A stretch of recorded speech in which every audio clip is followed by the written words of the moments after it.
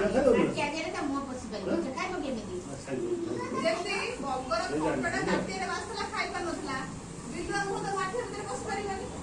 ବଗର ସିନା ସରୁ ଘଣ୍ଟଟା ବୋଲି ମାଟି ଭିତରେ ବସିକି ସେ ଖାଇବ। ବିଲୁଆର ତ ସରୁ ଘଣ୍ଟ ନୁହଁ କି? ସେ ଖାଇବ। ବଗ କଣ କଲା ତା ଲମ୍ବା ଥଣ୍ଟକୁ ଭର୍ତ୍ତି କରି ମାଠିଆରେ ସବୁ ତରକାରୀ ଖାଇଦେଲା।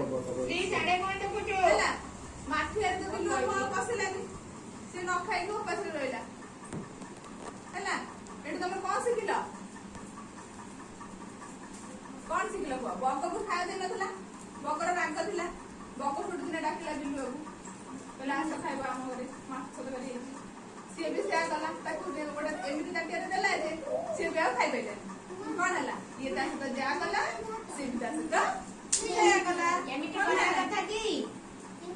କରିବା କଥା ନା, ଆମେ କାହା ସହିତ କରିବାନି। ସିଏ ଯଦି ଆମକୁ ଖାଇବାକୁ ଦେଇନି ଆମେ ତାକୁ ଦବାନି ଖାଇବାକୁ, ଆମେ ଖାଇବାକୁ ଦବା।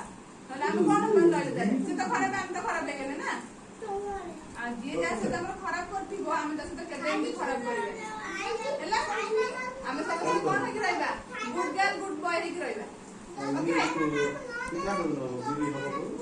ଜଗନ୍ନାଥ ବୁଦ୍ଧି ଦେବେନି। Very good.